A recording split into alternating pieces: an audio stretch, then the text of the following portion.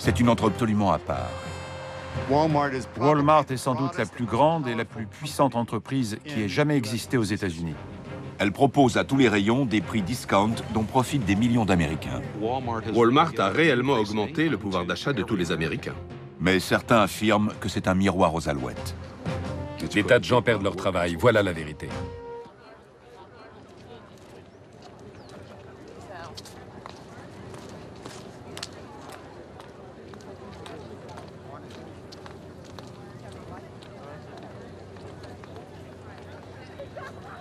« 6 heures du matin, à l'université Arena à Fayetteville, en Arkansas. Les supporters sont tous là. Ils sont venus soutenir leur équipe. Une équipe très particulière.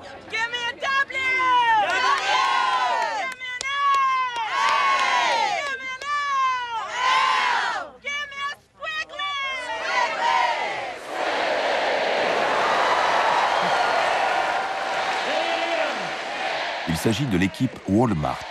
Cette assemblée des actionnaires ne ressemble à aucune autre.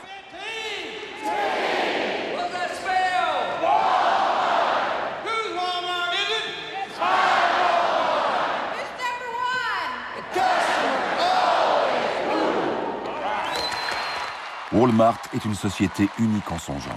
Your company was the first company on the planet to report $250 billion in sales. $256 billion. You know what that is? That's one IBM, one Hewlett-Packard, one Dell computer, one Microsoft, and one Cisco system. And oh, by the way, after that, we've got $2 billion left over. C'est la plus grande entreprise du monde. Elle a un pouvoir et une influence immense. Walmart n'est pas seulement un modèle pour la grande distribution, mais aussi pour les entreprises de tous les secteurs économiques. Au 19e siècle, les chemins de fer de Pennsylvanie voulaient être la référence mondiale. Au début du 20e siècle, c'était sans doute US Steel, puis General Motors, bien sûr, au milieu du 20e siècle. Aujourd'hui, c'est clairement Walmart qui fixe les règles. Et les autres entreprises doivent s'aligner pour espérer rester compétitives. Et plus que toute autre entreprise, Walmart établit des normes qui s'imposent à la nation tout entière.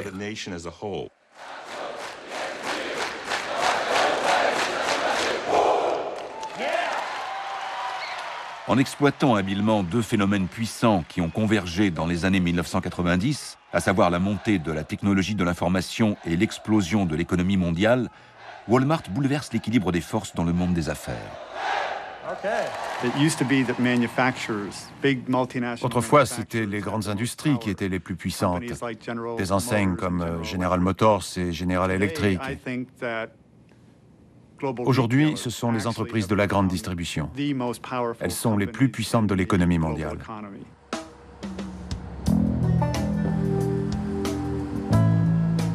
Pour comprendre comment Walmart, société aux racines modestes, est devenue un empire mondial, il faut se rendre à Bentonville, dans l'Arkansas. C'est une ville du nord-ouest de l'Arkansas qui a grandi trop vite, dans une région dominée par le protestantisme rigoriste. C'est là, dans le centre-ville, que Sam Walton a ouvert un bazar dans les années 1950.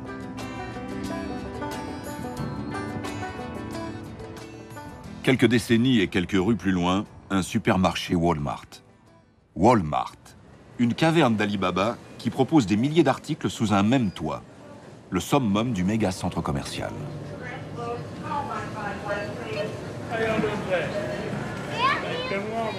Selon la direction de Walmart, chaque semaine, 100 millions d'Américains prennent d'assaut les 3400 magasins du pays. C'est très pratique pour moi de faire toutes mes courses dans une seule grande surface. Ici, je ne suis pas obligée de comparer les articles pour trouver le prix le plus bas. En venant ici, je sais que je fais des économies. Les prix sont avantageux et la qualité est bonne. J'envisage de faire virer mes allocations directement sur le compte de Walmart. Je fais toutes mes courses chez Walmart.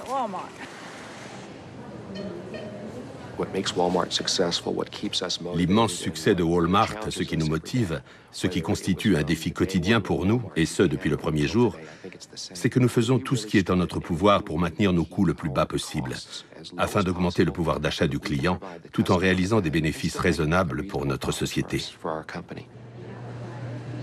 Sam Walton avait une formule. Acheter bon marché, vendre moins cher que le concurrent d'à côté et réaliser un bénéfice grâce à de gros volumes et un écoulement rapide. Ça semble simple, mais ce supermarché géant est à des années-lumière de la supérette de Sam Walton. Comment font-ils pour s'y retrouver? Comment gèrent-ils les stocks? Comment font-ils pour proposer des prix si bas? Je vais vous montrer comment on utilise le releveur de code barre Telzone dans nos magasins. Linda Dillman est directrice des systèmes d'information chez Walmart. Elle nous présente un outil essentiel au fonctionnement de Walmart. Un gadget appelé Telzone. L'appareil me dit quel est le prix unitaire du produit et combien il m'en reste. Il enregistre tous les achats et retrace l'historique de chaque produit. Nous pouvons ainsi prévoir la demande en suivant la courbe de vente. Walmart a été l'une des premières entreprises à prendre conscience de la puissance des informations dissimulées dans le code barre. Ce code barre n'en a pas l'air comme ça, mais c'est une véritable encyclopédie. Absolument. Ça nous permet de relier cet article à quantité d'informations que nous ne pouvons récolter que grâce au code barre. Combien d'articles proposez-vous dans cette grande surface? Plus de 100 000, près de 120 000 articles. Sans le code barre, Walmart serait incapable de gérer ses magasins. Il permet notamment de maîtriser une question fondamentale. Comment proposer constamment un éventail de produits le plus diversifié possible? On peut suivre les ventes de chaque article sur une semaine, un jour ou une tranche horaire en particulier. John Lehman a travaillé 17 ans pour Walmart. Il a dirigé 6 magasins différents, jusqu'au jour où il a donné sa démission. Il travaille désormais pour un syndicat qui défend les intérêts des employés de Walmart. On peut repérer les pics de vente au cours de l'année sur des périodes précises. C'est incroyable. Pour les vêtements, les tailles... Pour les vêtements, les tailles, les couleurs, les goûts, tout ça, c'est absolument incroyable. Grâce à son superordinateur, Walmart rationalise sa chaîne d'approvisionnement, accélérant la livraison depuis l'usine jusque dans ses rayons. Les ventes sont enregistrées et le soir même, à minuit, une commande est envoyée automatiquement. L'entrepôt concerné exécute la commande et dès le lendemain soir, les articles se retrouvent dans les rayons. Walmart devient le leader mondial de la logistique et exige de ses fournisseurs qu'ils améliorent leur rendement. Selon certains analystes, Walmart aurait même fait croître la productivité américaine. En termes de rendement, Walmart est une vraie machine. Elle a fait mieux que tout autre géant de la distribution et même que n'importe quelle société américaine. Walmart, ainsi que d'autres grandes chaînes de vente au détail comme Target et Kmart, ont révolutionné la production des biens de consommation en basculant de la production à flux poussé à la production à flux tiré. Dans le système à flux poussé, les fabricants décident de ce qu'ils vont produire, puis recherchent les distributeurs susceptibles d'acheter et d'écouler leurs marchandises. Dans le système à flux tiré, ce sont les distributeurs qui décident de ce qui sera vendu en se basant sur les statistiques de vente. Ils disent aux fabricants ce qu'ils doivent produire et à quel moment en se basant sur les ventes. La suprématie de Walmart est telle qu'un grand nombre de fabricants ont installé des bureaux de vente à Bentonville. Le quartier surnommé Vendorville, la ville des vendeurs, est un véritable who's who des fournisseurs de Walmart. La société Kentucky Derby Hosiery, une marque de chaussettes, possède des locaux dans un des parcs de bureaux. Son PDG s'appelle Bill Nicol. Si on veut vendre à Walmart, il est impératif de s'implanter à Bentonville. C'est comme ça depuis très longtemps et je ne pense pas que ça changera. Les fabricants qui faisaient énormément d'allers-retours ont dû trouver plus pratique d'ouvrir des bureaux ici. Voilà pourquoi un grand nombre d'enseignes se sont implantées ici ou ont ouvert des bureaux. Les fournisseurs arrivent en masse, attirés par la promesse de contrats juteux. On les installe dans des cabines pour des sessions de marchandage avec les acheteurs de Walmart. Ils nous imposent une discipline commerciale de fer. Ils nous contraignent à ne jamais perdre de vue les désirs de leurs clients. Ils nous disent, voilà ce que les clients veulent, et ils veulent l'acheter à ce prix-là. Comme notre entreprise est petite, nous avons tout intérêt à nous en tenir à ce qu'ils disent. Walmart n'a qu'une seule obsession, les prix. Ça se passe à sens unique. Il n'y a pas de négociation, ou quasiment pas. Le fabricant entre dans la pièce. J'ai été moi-même dans une de ces cabines. Je sais comment ça se passe. Et le vendeur dit, je voudrais que vous me vendiez ce produit 5% moins cher que l'année dernière. Ils connaissent tout de leurs fabricants, leurs comptes, leurs coûts, leurs pratiques commerciales. Ils savent absolument tout sur eux. Un fabricant ne peut pas s'opposer. Il est désarmé face à Walmart. C'est Walmart qui mène la danse. Si vous voulez travailler avec nous, si vous souhaitez continuer avec nous, vous ferez ce qu'on vous dicte. Le seul objectif de Walmart est de faire baisser au maximum les prix des fournisseurs. La société Walmart est si puissante qu'elle a réussi à inverser un siècle d'histoire. Avant, c'étaient les fabricants qui dictaient leurs lois aux distributeurs. Walmart a complètement inversé ce rapport de force. Aujourd'hui, ce sont les géants de la distribution qui détiennent le pouvoir. Et les fabricants sont devenus les serfs, les vassaux. Ce sont eux qui doivent courber les chines. C'est un phénomène récent.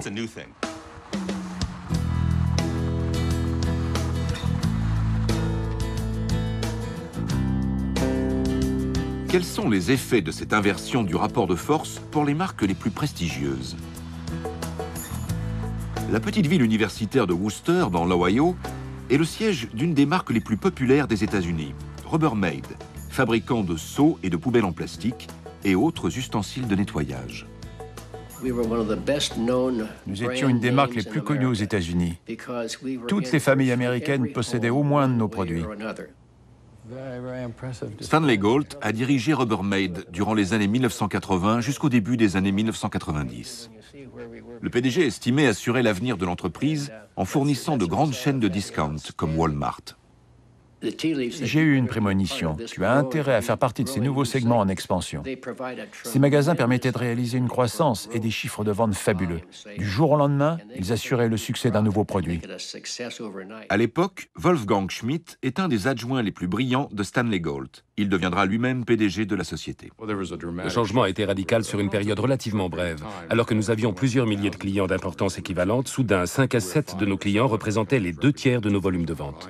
Des géants de la distribution. Des géants de la vente au détail. Il faut entretenir des relations très étroites avec eux. Il faut aussi être important à leurs yeux. Walmart devient un client indispensable pour Stanley Gault.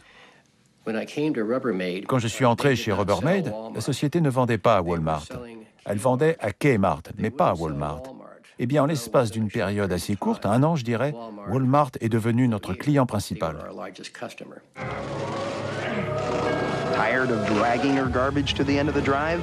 Then roll it with a roughneck wheeled refuse container from Rubbermaid. Heavy duty construction. Grâce à Walmart, Rubbermaid connaît une croissance exponentielle. Les ventes et les bénéfices montent en flèche. Rubbermaid, ideas that last. Rubbermaid fabrique des articles d'une telle qualité qu'en 1994, l'entreprise est élue société la plus admirée du pays. Rubbermaid était devenu le modèle de toute la branche. Les autres fabricants admettaient que notre entreprise avait atteint la perfection. Tout ce que nous faisions suscitait l'admiration, qu'il s'agisse de notre marque, de la qualité ou du développement de nos produits. Toutefois, au-delà des gros titres, Rubbermaid se bat ferme pour maintenir ses objectifs de croissance. Jusqu'au jour où la société est confrontée à une épreuve de force avec son plus gros client. Le prix de la résine est monté en flèche. Or, la résine est un composant essentiel de tout produit en plastique. Nous avons donc fait le tour de nos clients pour leur annoncer une augmentation de nos prix en leur disant « Le coût des matières premières a augmenté fortement. Nous sommes obligés de répercuter cette hausse sur nos produits. » Mais Walmart a refusé tout net cette augmentation. D'autres géants de la distribution acceptent la hausse. Le PDG de Rubbermaid se rend en Arkansas pour demander à Bill Fields, PDG de Walmart, d'assouplir sa position. À l'époque, bon nombre de géants de la distribution n'hésitaient pas à dire « Un des avantages que nous avons, nous, les grands distributeurs, c'est de pouvoir faire pression sur les fabricants afin d'offrir aux consommateurs les prix les plus bas. » Bill Fields a-t-il fait pression sur vous? À sa manière, oui, c'est évident. J'ai trouvé que cette réunion avait quelque chose de vindicatif. D'accord, vous représentez Rubbermaid, une marque prestigieuse et tout le tralala, mais ce n'est pas vous qui allez nous dire ce que nous devons faire. Nous n'acceptons pas votre hausse des prix et nous nous fichons des conséquences que ça a pour vous. Ça signifie quoi pour votre société? Vous êtes moins présent dans les rayons de Walmart? Vous leur vendez moins? Évidemment. Pour mettre au pas les fabricants qui rechignent, il leur suffit de jouer sur le volume des commandes qu'ils peuvent augmenter ou baisser à loisir. Ils ont cessé de vendre certains de nos produits. Ils ne les ont plus proposés durant plusieurs années. Cela a profondément affecté notre société. Pour moi, ça a été un des premiers signes du déclin de Rubbermaid. Réponse d'un porte-parole de Walmart après le refus de Bill Fields de s'exprimer sur le conflit avec Rubbermaid. Je suis désolé de ce qui s'est passé, mais je ne peux rien dire sur cette affaire, car elle est antérieure à mon arrivée et je n'en connais pas les détails. J'aimerais toutefois insister sur le fait que Walmart ne se comporte pas comme un tyran envers ses fournisseurs. Le retrait de Walmart est un coup très dur pour Rubbermaid. Conjugué à une gestion négligente, l'entreprise finit par sombrer. En 1999, Rubbermaid est racheté par Newell, un de ses principaux concurrents. 5 ans plus tard, l'entreprise est dépecée.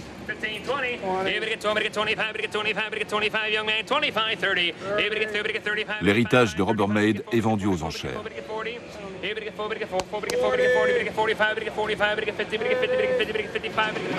D'où viennent les acheteurs? De partout. Ils viennent des 50 États du pays. Nous avons 2 acheteurs d'Amérique du Sud, 2 Italiens, un Espagnol, 2 gars originaires du Japon ou de Chine. Il y a un Autrichien aussi. 2 Chinois? Oui. Ils sont venus pour acheter? Oui, ils ont acheté cette grosse machine aujourd'hui. Les Chinois ont acheté cette grosse machine? Oui, c'est une machine à injection. Ils l'ont payé 850 000 $, je crois. L'usine où Rubbermaid a vu le jour ferme ses portes. Des pays comme la Chine récupèrent les morceaux. Quand on pense à Worcester, on pense aussitôt à Rubbermaid. Et quand on pense à Rubbermaid, on pense aussitôt à Worcester. Cette société représente tout dans cette ville. Que deviendra la ville sans cette entreprise? Si vous vous débarrassez de tout, il ne restera qu'une carcasse? Tout à fait. La ville va-t-elle péricliter aussi? La fermeture a fait perdre 1000 emplois à la ville. Près de 1000 emplois. Au-delà de la disparition de cette marque prestigieuse, c'est surtout les valeurs nobles de l'entreprise qui semblent disparaître. En 1994, Rubbermaid avait été élue entreprise la plus admirée du pays grâce à la qualité de ses produits. En 2004, c'est Walmart qui remporte le titre pour sa politique de réduction à outrance des prix. Quand on voit qu'en 1994, Rubbermaid était l'entreprise la plus admirée et qu'aujourd'hui c'est Walmart, qu'est-ce que cela signifie pour l'économie américaine? Qu'est-ce que cela nous enseigne sur les critères du succès? Rubbermaid a opté pour la voie royale, qui consiste à proposer des produits innovants afin de rester compétitif, alors que Walmart a choisi la voie risquée, qui consiste à maintenir les prix le plus bas possible afin de gagner des parts de marché. Ce sont 2 styles totalement opposés autour desquels peut s'organiser l'économie américaine. Mais je crois que le modèle de Walmart finira par prendre le dessus. Morning associates, need all available associates, all department managers. Retour au super-centre commercial de Bentonville. Les employés se retrouvent pour la réunion matinale. Ce rituel se répète chaque jour dans les 5000 magasins Walmart à travers le monde. Il fait partie de la culture de l'entreprise. Morning, everybody! Good morning, Matt!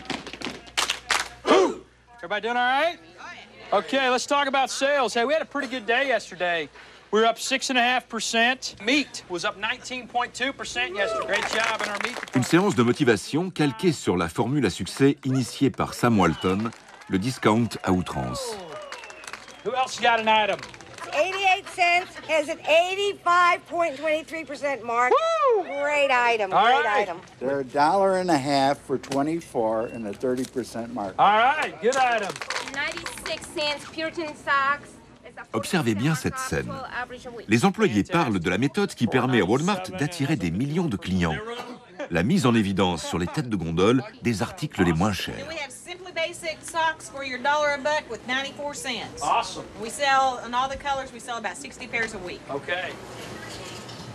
Le prix des articles disposés sur les têtes de gondole est affiché en grand pour attirer l'œil du chaland.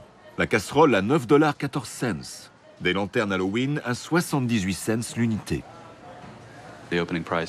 Les premiers prix constituent un des fondements de l'identité de Walmart. C'est à partir d'eux que nous communiquons avec nos clients. Nous estimons qu'ils ont droit aux meilleurs produits et à la meilleure qualité au prix le plus attractif. C'est le cœur même de la stratégie de Walmart. La direction consacre énormément de temps à la planification et à la disposition des têtes de gondole, en se basant sur les ventes de l'année précédente et sur les souhaits émis par les clients. Il y a une tête de gondole pour toutes les lignes de produits. On y expose l'article le moins cher du rayon. Par exemple, ce four à micro-ondes est proposé au prix inouï de 29,87 $. En réalité, cet article est l'appât du rayon des fours à micro-ondes. C'est pour attirer l'œil du client. Il regarde le produit en se disant « Ah, quelle super occasion !» Il est déjà pris au piège. 10 pas plus loin, il tombe sur le four dont il rêvait et il l'achète. Mais le prix qu'il paye ne sera peut-être pas le plus bas de la ville. Est-ce que cela signifie que le premier prix est plus bas que celui de la concurrence, mais que d'autres produits du même rayon ne sont pas nécessairement moins chers que celui d'un concurrent? Absolument. Une fois que vous allez au-delà de la tête de gondole, vous êtes pris au piège. Car vous avez l'impression que tous les produits du rayon sont proposés au prix les plus bas de la ville. Ce qui n'est pas toujours le cas. Non, c'est pas le cas. Je peux vous l'affirmer. Je l'affirme car je le sais d'expérience. C'est Sam Walton, dans les années 50, qui a eu l'idée d'afficher un premier prix tape à l'œil. Sam avait un vieux pick-up Ford. Il sillonnait la région pour acheter des bas en nylon qu'il revendait pour un prix ridicule. 10 bas pour $1 ou quelque chose comme ça. Et ça marche. Sam prend une longueur d'avance sur ses concurrents en investissant des territoires que les autres négligent. Il ouvre ainsi ses premiers magasins aux abords de petites villes du sud des États-Unis. Quand on regarde l'histoire de notre entreprise, il ne faut pas oublier qu'il y a peu encore, nous étions un acteur régional. Et nous avons découvert que nous étions en concurrence avec des acteurs nationaux. Comment s'imposer face à eux? Eh bien, il nous a parfois fallu trouver des produits à l'étranger. Dans les années 70 et 80, Sam Walton se rendait à l'étranger pour trouver des produits pour nos magasins. À la fin des années 80, Walmart lance sa campagne « Acheter américain ». Et pourtant, les importations à bas prix depuis l'Asie deviennent une composante essentielle de la stratégie des têtes de gondole proposant des prix agressifs. Walmart était plus tenace que les autres géants de la distribution en termes de diminution des coûts au niveau mondial et en termes d'efficacité interne. Cela permet de comprendre pourquoi cette société a dépassé des entreprises comme Kmart et Sears, les premiers leaders de la distribution aux États-Unis et les premiers à s'approvisionner en Asie. On critiquait souvent en interne ces entreprises qui se reposaient sur leur laurier, qui s'engraissaient dans la béatitude. Nous, on ne voulait pas leur ressembler, on voulait être agressifs. Et ils se montrent très agressifs. De 38 magasins en 1970, Walmart passe à 276 en 1980 et en compte 1500 en 1990. En 1991, Walmart rachète ses principaux concurrents et devient le plus grand distributeur du pays. Mais à la surprise générale, l'ogre commence à avoir des problèmes. En 1992, Sam Walton, son fondateur, décède. Un an plus tard, le ralentissement économique et la stagnation des ventes font plonger l'action à la bourse. La direction de Walmart est devenue très nerveuse. Le titre n'arrêtait pas de chuter et approchait des $20.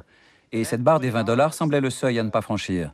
Si le titre descendait sous les $20, c'était la panique assurée. La nouvelle direction de Walmart doit faire remonter les ventes et les bénéfices. Elle trouve une stratégie pour réussir les deux à la fois.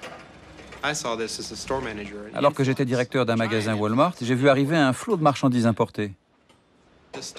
Les stocks débordaient de partout.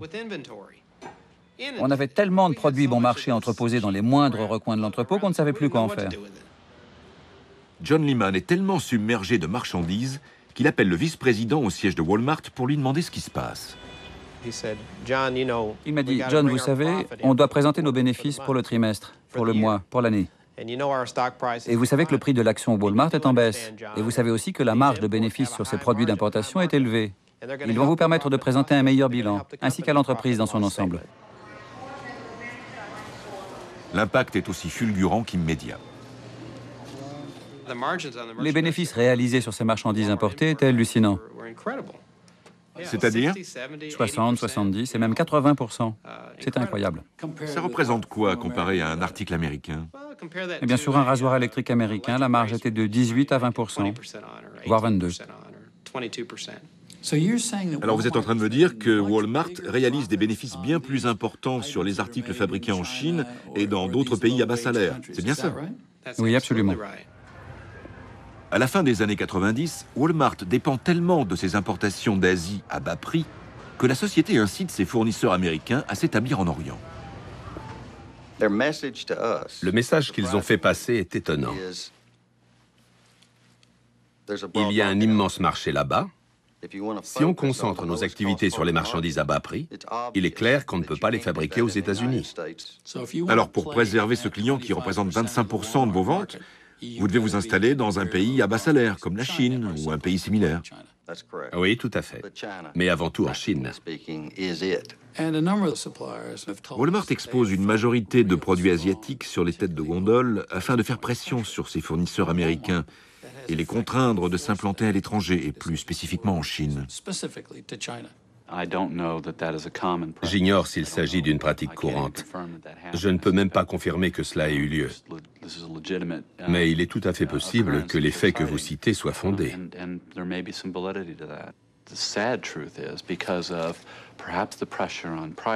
La triste vérité, c'est que la politique des premiers prix tape à l'œil, conjuguée à la pression des coûts, ne nous permet plus de joindre les deux bouts en restant aux États-Unis.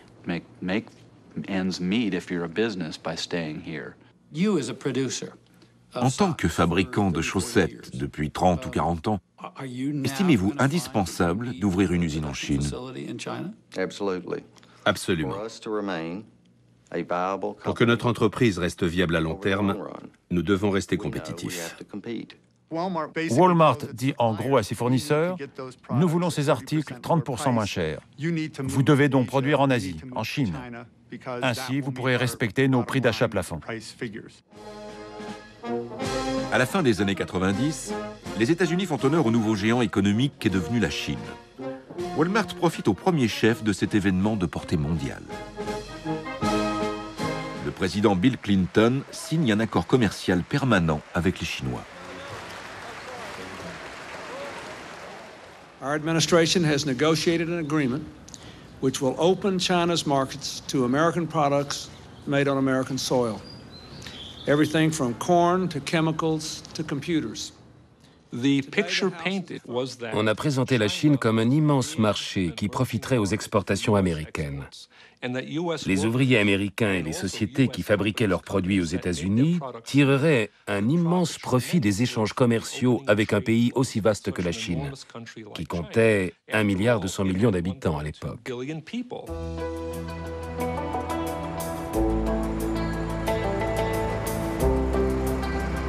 Quel est le véritable visage de ce nouveau marché prétendument prometteur pour l'économie américaine? Visite au cœur de la nouvelle révolution industrielle chinoise. Shenzhen, dans le sud du pays, est un véritable miracle économique. Il y a 20 ans, il n'y avait que des rizières ici. Aujourd'hui, s'y dresse une mégapole tentaculaire de 7 millions d'habitants. Son développement stupéfiant a été orchestré par les dirigeants chinois. La dévaluation de la monnaie chinoise au milieu des années 90 a fait chuter les prix à l'exportation. La Chine s'est ouverte. C'est un pays communiste longtemps fermé aux étrangers. Mais lorsque le pays a ouvert ses portes au commerce occidental, ça a été un vrai raz-de-marée. C'était irréversible. Le boom économique semble ne devoir jamais cesser. Cet industriel installé au nord de Shenzhen est un des premiers à avoir compris la chance offerte par la Chine nouvelle. Voilà les produits que nous fabriquons. Ça vous donne une idée. L'Australien Donald Hay s'est installé dans le sud de la Chine il y a 20 ans. J'étais en Asie, je voyais ce qui s'y passait. Au début, les produits à bas prix venaient du Japon. Ensuite, le marché s'est déplacé en Corée et finalement à Taïwan. Je me suis dit, c'est évident, le prochain pays sera la Chine, il faut que j'y aille. La nouvelle puissance industrielle de la Chine repose sur les centaines de milliers de jeunes qui affluent dans cette province industrielle. À peine plus grande que le Missouri, elle accueille déjà plus de 40 millions de Chinois venus d'autres régions. Ils vivent et travaillent dans les fabriques. À l'usine Eco, qui appartient à Donald Hay, les ouvriers gagnent $100 par mois, soit 50 cents de l'heure. D'autres entreprises payent de 25 à 30 cents de l'heure. Ils veulent travailler, ils veulent gagner de l'argent, ils veulent avancer dans la vie. Et ils font tout pour avancer. Aujourd'hui, Echo fournit des brosses à dents électriques et des ustensiles de nettoyage à de grandes compagnies américaines comme 3M, Procter & Gamble et Walmart. Les Occidentaux sont venus ici comme on va au marché. La Chine ressemble à un supermarché de la fabrication. Et la qualité atteint les normes mondiales. Elle a même dépassé les normes mondiales. Voilà ce qui se passe dans le sud de la Chine. La région est profondément marquée par la migration massive d'entreprises étrangères en Chine. De vastes avenues longent des usines, immenses comme des hangars d'aéroports. Les entreprises occidentales ont investi en Chine des centaines de milliards de dollars au cours des 20 dernières années. Walmart aussi est en Chine. L'entreprise possède dans le pays 35 supercentres commerciaux. Le service mondial des achats de Walmart se trouve derrière un des magasins de Shenzhen. Ce service, qui réalise des opérations gigantesques, est directement relié au nouvel atelier de la planète qu'est devenue la Chine. J'ai demandé à des employés du service d'achat mondial de Walmart combien de fournisseurs l'entreprise comptait au niveau mondial. On m'a répondu qu'il y en avait 6 000. Et 80% sont en Chine. Plusieurs centaines d'employés se relaient en permanence pour assurer l'approvisionnement continu des magasins du monde entier. Walmart indique aux fournisseurs chinois les spécificités des produits et enseigne à ses fournisseurs comment respecter ces spécificités. Ils doivent se tenir au prix, à la qualité et au délai de livraison. Et donc, les fournisseurs chinois qui exportent aux États-Unis apprennent à se plier aux normes établies par les géants de la distribution comme Walmart. Les fournisseurs chinois subissent eux aussi l'intransigeance de Walmart.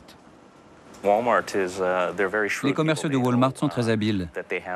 Le volume des commandes leur facilite la tâche. Ils se rendent dans les usines et soumettent une liste d'exigences auxquelles les fabricants doivent se plier. Kenneth Chan est un fabricant de Hong Kong qui fournissait autrefois Walmart. J'ai entendu dire que les commerciaux de Walmart réunissaient parfois 3 ou 4 fabricants dans une de ces cabines de négociation pour une enchère inversée. Oui, c'est une enchère inversée. Elle permet de faire baisser les prix au maximum. Comment ça se passe? Ils font venir plusieurs fabricants dans un bureau, ils posent un produit devant eux et demandent à quel prix ils peuvent le fournir. La pression est phénoménale.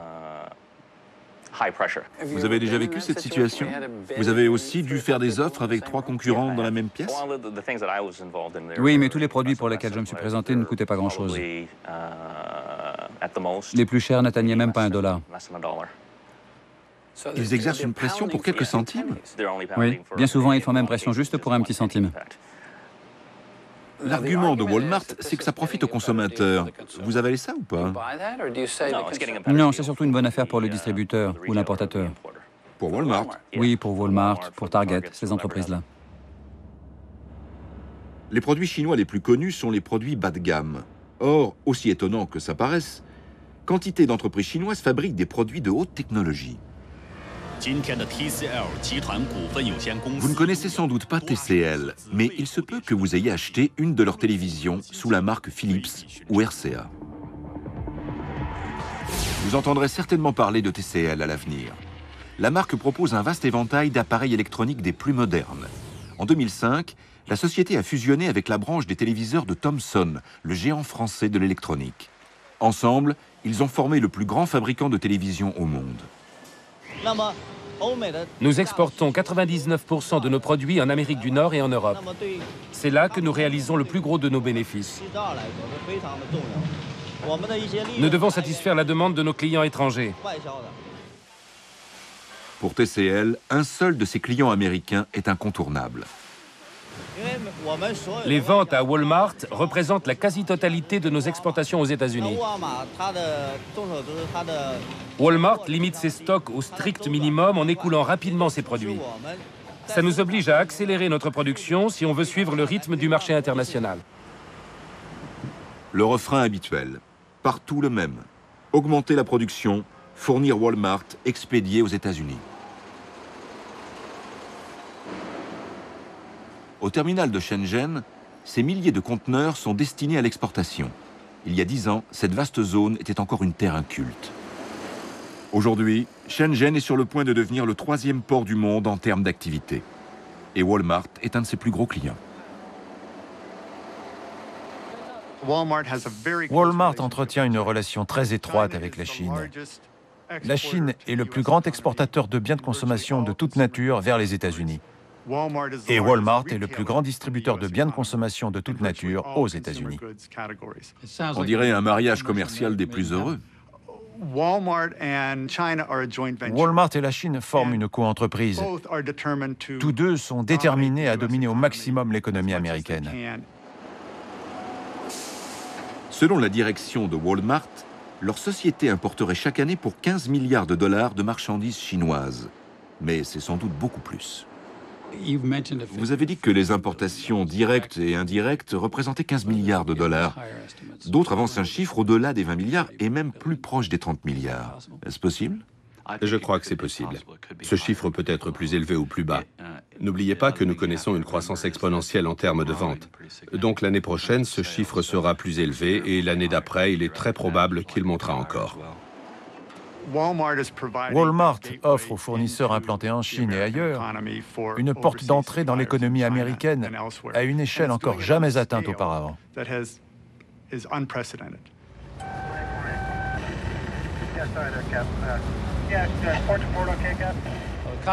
Le Costco, c'est un bateau chinois. Oui. Un bateau chinois, oui. Et là-bas, c'est un bateau japonais. Ils transportent tous des marchandises chinoises.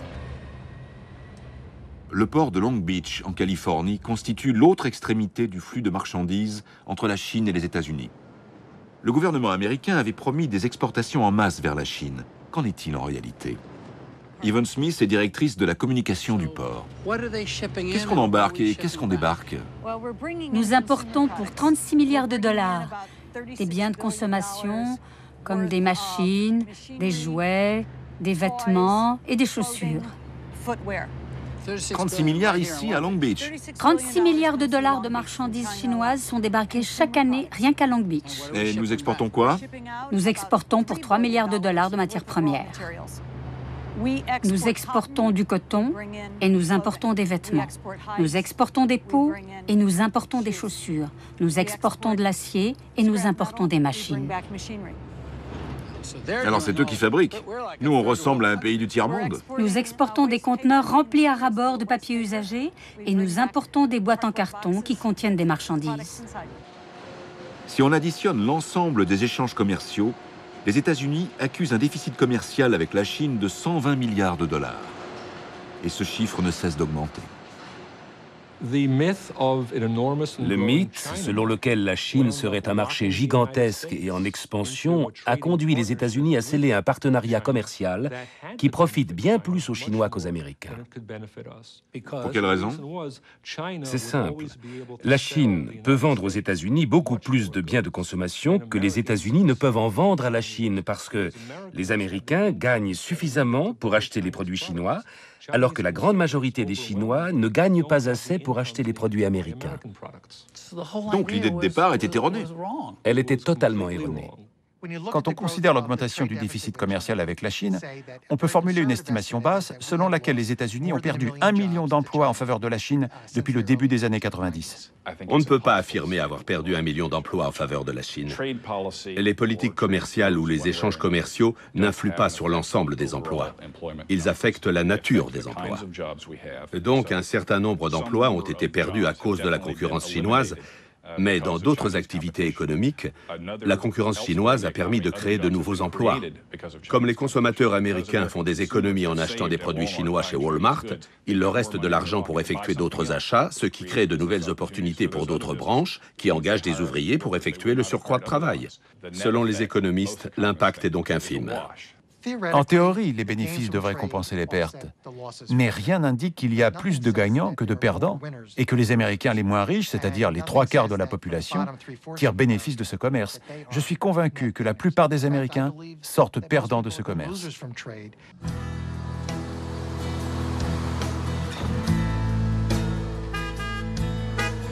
L'impact de l'immense déséquilibre commercial avec la Chine se fait ressentir dans tous les États-Unis. Comme à Circleville, dans l'Ohio. 13 000 habitants. Une ville issue d'un tableau de Norman Rockwell avec ses exploitations agricoles et ses usines. Une solide citadelle de la classe moyenne américaine. L'ancien maire républicain Ron Wunsch a passé toute sa vie d'adulte à Circleville. Les habitants gagnaient leur vie en travaillant dans les usines qui s'étaient installées dans la ville dans les années 40 et 50. Thomson est la dernière société à s'être implantée ici, c'était dans les années 70. Vous aviez un niveau de vie appréciable et de bons emplois. De très bons emplois, un excellent niveau de vie et une bonne ambiance dans la ville. L'unité de Thomson qui fabrique des composants de télévision est alors la plus grande usine de la ville et ses affaires marchent très fort. L'usine de Circleville, à son époque de gloire, en 1999-2000, produisait 10 millions de pièces pour la fabrication de téléviseurs. Elle fabriquait les composants en verre. Les 1000 ouvriers étaient hautement motivés, très productifs. Le rendement de l'usine était très élevé.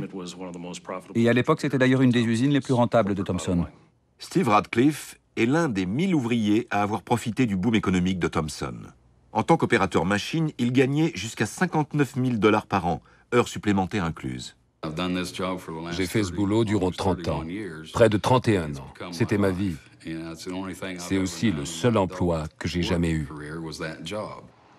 À partir de 2002, la situation économique se détériore. À Circleville, les usines ferment les unes après les autres. La grande usine Thomson est soudain confrontée à une concurrence féroce. Nous avons commencé à voir arriver de plus en plus de produits finis en provenance de Chine. Certaines marques me viennent à l'esprit comme Apex. Le prix de vente de ces produits n'atteignait même pas le coût de fabrication d'un produit identique aux États-Unis. Et ils étaient vendus chez nos distributeurs, Best Buy, Circuit City, Walmart et Sears. Et soudain, il y a eu une forte pression sur les prix au détail, une pression largement exercée par les producteurs chinois. Ron Wunsch, l'ancien maire, révèle que les ennuis de Thomson ne sont pas seulement dus aux Chinois, mais aussi à une société américaine.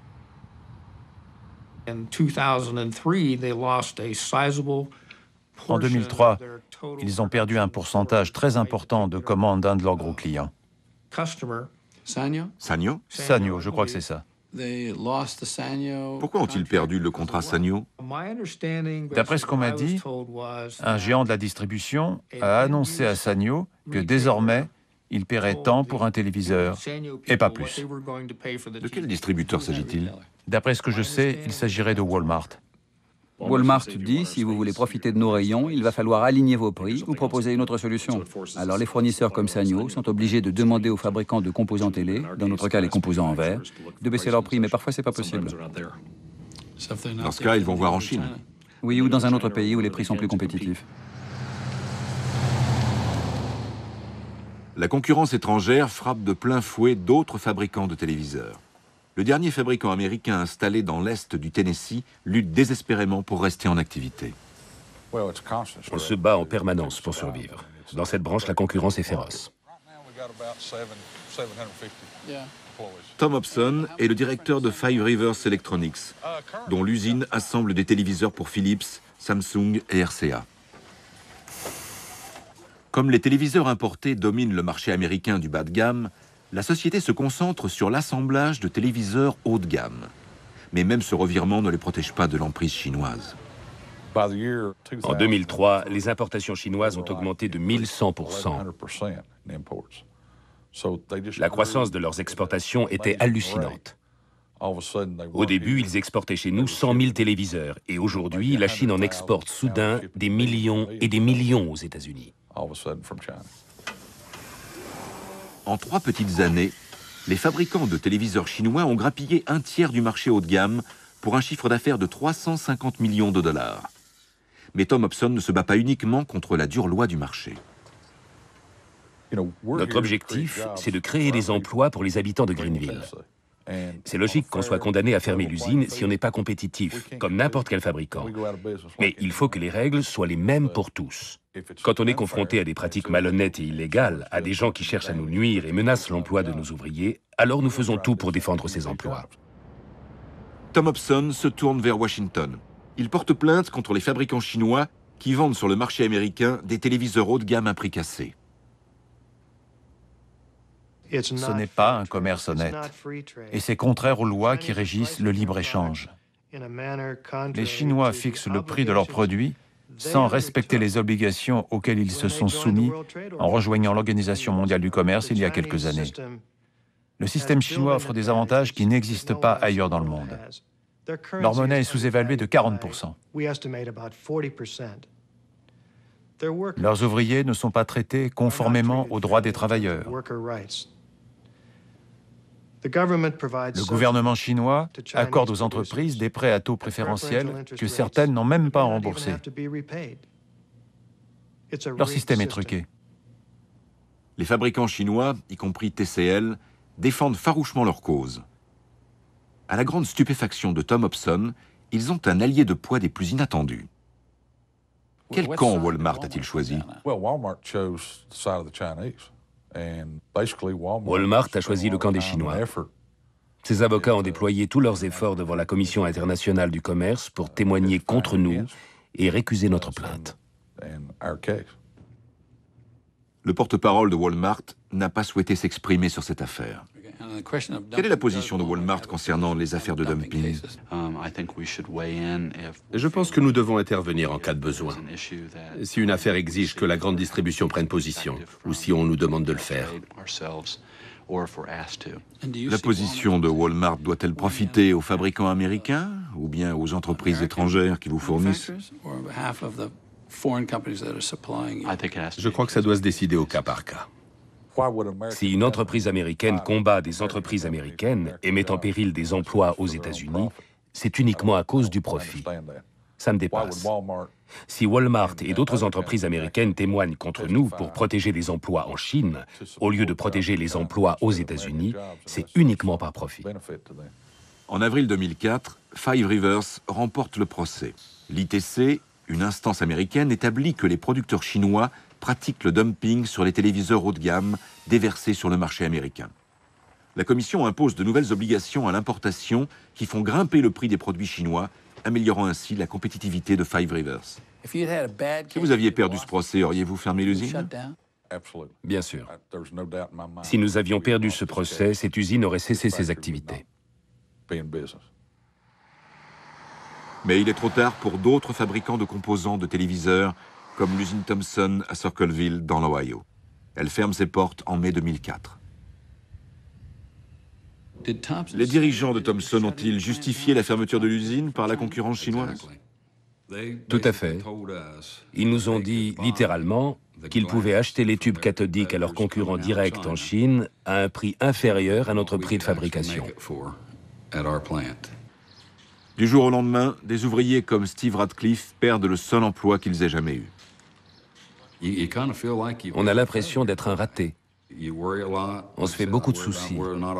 On n'est pas sûr de jamais retrouver un emploi avec un salaire et des avantages comparables. On est très inquiet pour son avenir. Les possibilités d'emploi pour les jeunes qui sortent de l'école sont bien moindres qu'il y a 10 ans. Beaucoup de pères de famille de la ville ont travaillé 30 à 40 ans dans l'usine. Leurs fils ont été engagés aussi. Certaines usines ont même engagé la 3e génération. Mais toutes les usines sont fermées et tous ces emplois sont perdus pour la ville.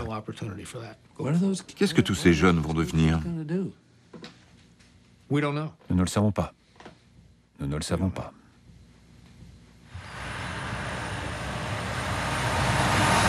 L'ironie veut que le grand sauveur puisse être Walmart. De nouveaux emplois seront bientôt proposés dans le supercentre commercial que le géant de la distribution va faire construire sur un terrain qui jouxte l'usine fermée de Thomson. Ça vous dit de travailler pour Walmart? Je ne suis pas sûr de vouloir travailler pour Walmart, pour être honnête. Pourquoi? Walmart est l'entreprise qui vend le plus de marchandises étrangères à bas coût aux États-Unis. Il faut tout de même reconnaître que tous nos malheurs et que la fermeture de notre usine sont dus à la concurrence étrangère. Pour les anciens de Thomson, un travail chez Walmart représentera un gros sacrifice au niveau du salaire. Ils gagnaient de 15 à 16 $ de l'heure chez Thomson. Ils toucheront la moitié chez Walmart. Quant aux avantages sociaux, ils seront très inférieurs aux normes en vigueur dans l'industrie américaine. Joseph Schumpeter, un économiste autrichien, utilisait l'expression « destruction créatrice ». Il parlait d'un mode de production, d'une forme d'économie capitaliste qui prendrait le dessus en étant plus efficace et plus puissante, et qui détruirait littéralement les autres formes de production, les autres entreprises. Voilà ce que Walmart a fait. Cette entreprise a la main mise sur le marché mondial grâce à un modèle basé sur les bas salaires et la production de masse. C'est un nouveau modèle de capitalisme mondial. Il a pris naissance aux États-Unis et s'impose partout dans le monde.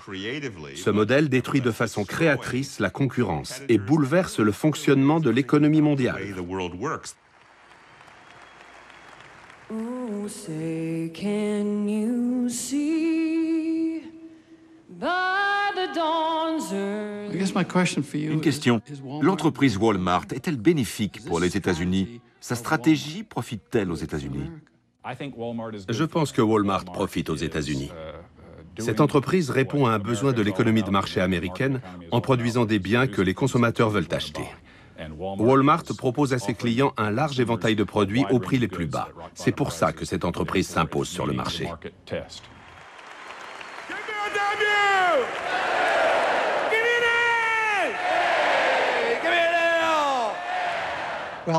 Si tous les citoyens étaient uniquement des consommateurs, alors ces prix très bas seraient parfaits.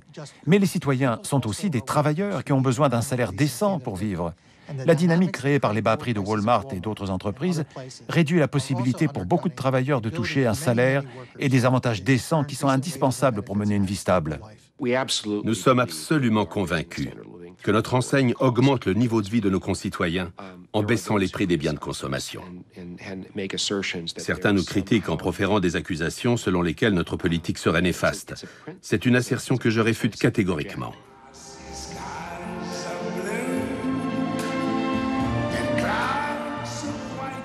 En fin de compte, la société Walmart profite-t-elle aux États-Unis?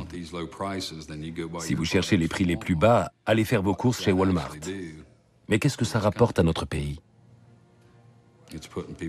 Ça a privé bon nombre de gens de leur travail, voilà le résultat. Ça a considérablement baissé notre niveau de vie. Voilà le résultat final.